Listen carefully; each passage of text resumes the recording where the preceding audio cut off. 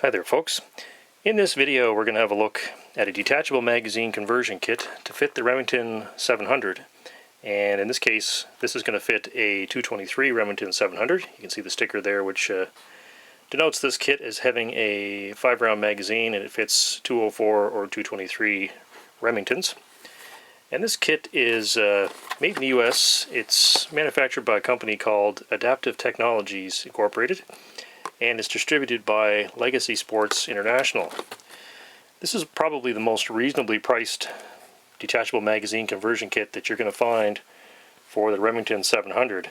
Many of the bottom metal replacement kits that are on the market are hundreds of dollars, and I guess that's fine if you can get somebody else to pay for it. I think a lot of the users of those conversion kits are police departments and so forth and so on, and they can find the money in their budgets, but the rest of us have to pay our own way. And this kit is, as far as I know, it's the most economical one on the market. You can see the price that I paid there was $117.99 at the local gun shop, and that's in Canadian dollars. Convert that to American and that works out to that's about $92 US, so not too bad altogether. So it comes in this blister pack, and which is kind of nice. You can actually open it up and have a look at it in the gun shop without destroying the packaging, which I did before I bought it. And what you get is a magazine and a floor plate. So we've got our magazine here, and it's a plastic or polymer magazine. It's a single position feed but double column, so 2 columns of cartridges come up to a single feed position. Now this one's marked 5-round only, 223, 204. The 10-round magazines are the exact same exterior dimensions. I think they've got, this one's got a block on the inside to limit it. I think that's mostly for hunting regulations in some areas, which will, require reduced capacity magazines for hunting.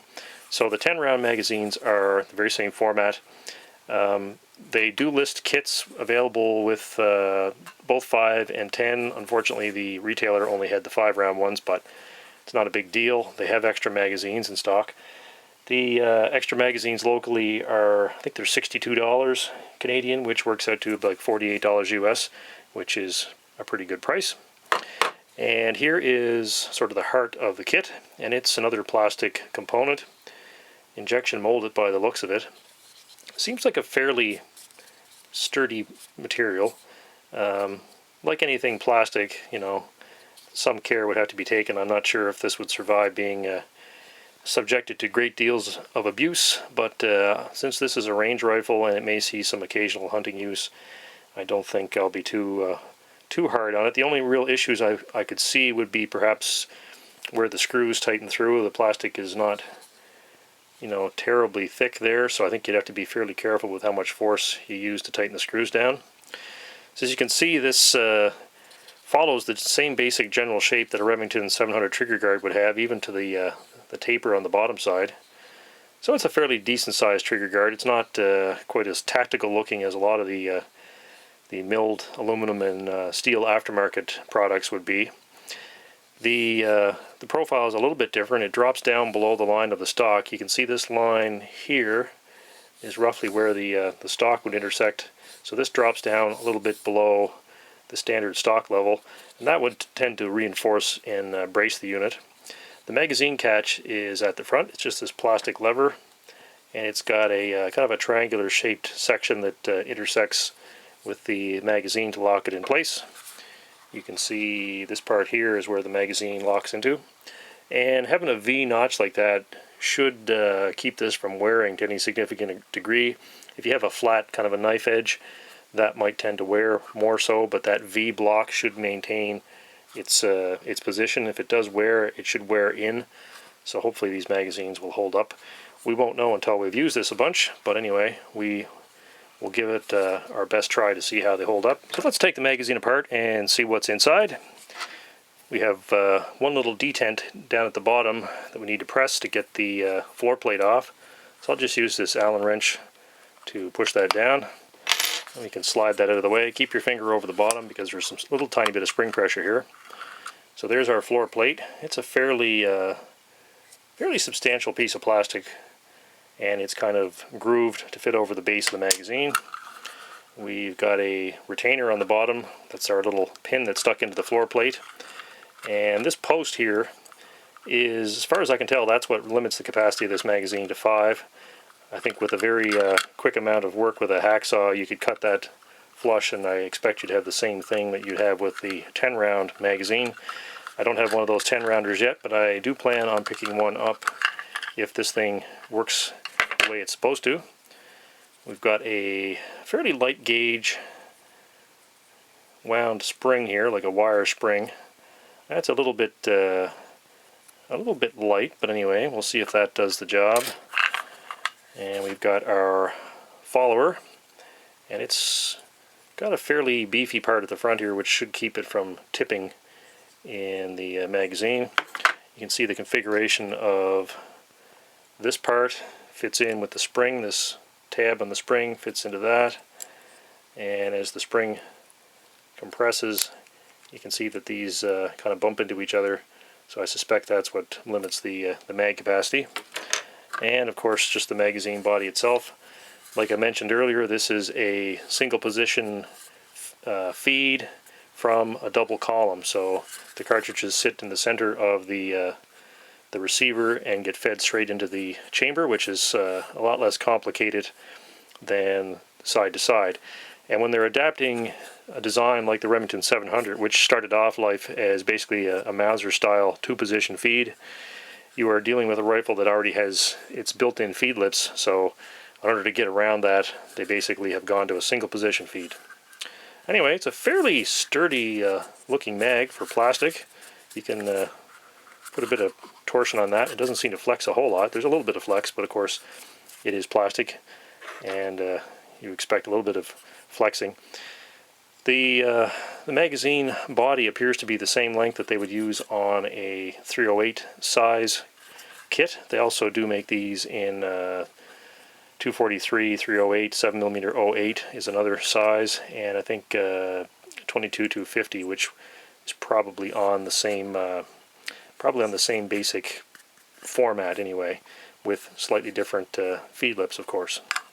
Anyway, let's put this thing back together again and have a look at what it looks like installed on the rifle. So it's pretty simple to put it back together, just the same way that it came apart.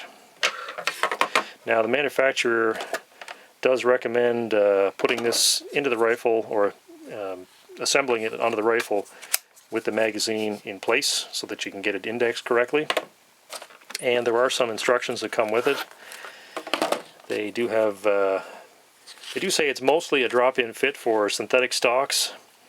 However, I guess there can be some minor fitting required for wood stocks. So we shall see. Hopefully this is a drop-in fit.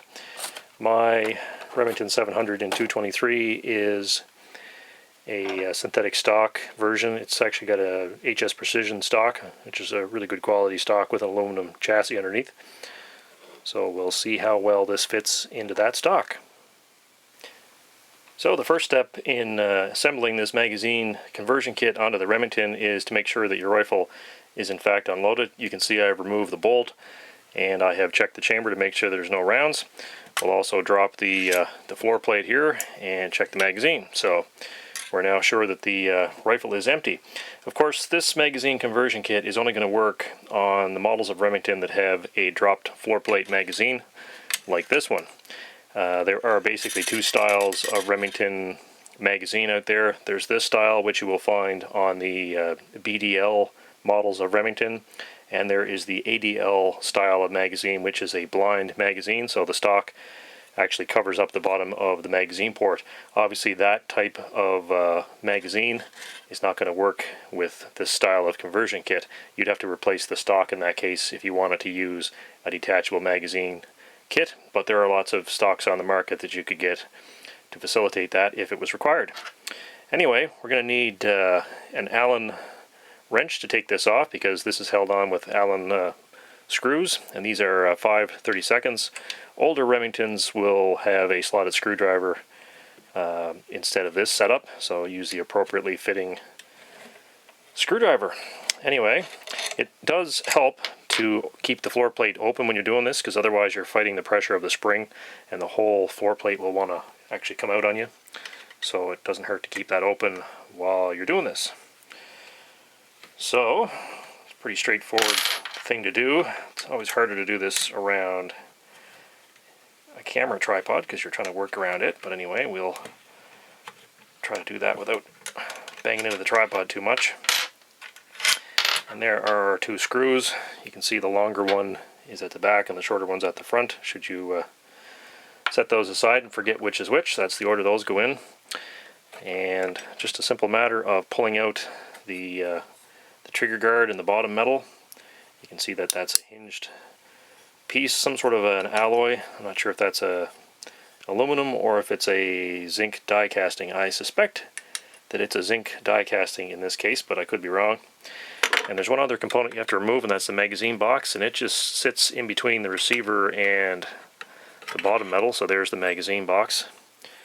You can see that this is blocked off at the rear because the 223 is a shorter round than the rifle was originally intended for. So we'll just set our original parts aside. And the manufacturer of the conversion kit recommends that you install the plastic floor plate trigger guard assembly with the magazine inserted into it. I guess that's to help with indexing. So we'll just put that in place. And of course things move around when you take the screws out, so we'll have to hold that in place. And see what I'm doing wrong here. There we go. That just slides into place. And then we'll reinsert our screws, short one at the front, get that started, and the long one at the rear. So we'll just get those started, and then we'll check to make sure that everything is reasonably well lined up, and after that we'll snug them down.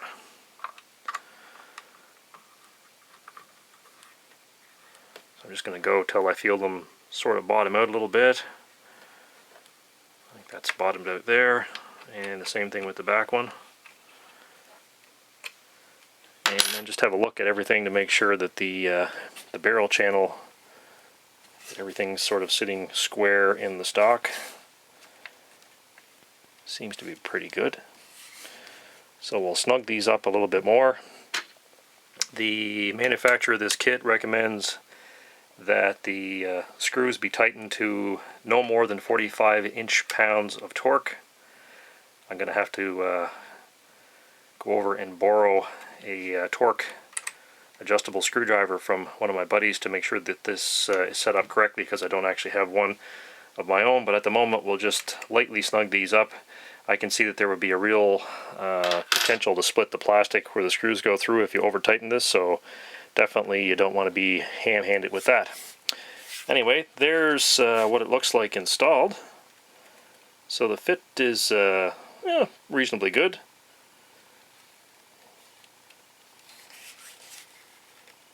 A little bit of a gap between the stock here and that little ridge, but that's no big deal. That's sort of to be understood that there's going to be some minor variances on the outside contours, because there have been a lot of stocks made for these rifles over the years. This is a stock made by HS Precision for Remington, and there doesn't seem to be any interference with the trigger guard or anything like that, or with the trigger. Magazine locks in, comes out easily. So we'll go get the bolt and put the bolt in it. So we've got the bolt reinstalled, and everything seems to cycle appropriately. So the only thing I have to do now is get these screws torqued to the correct settings, and then after that, in part 2, we'll go to the range and we'll try this thing out to see how well it works. Thanks for watching, guys. We'll talk to you later.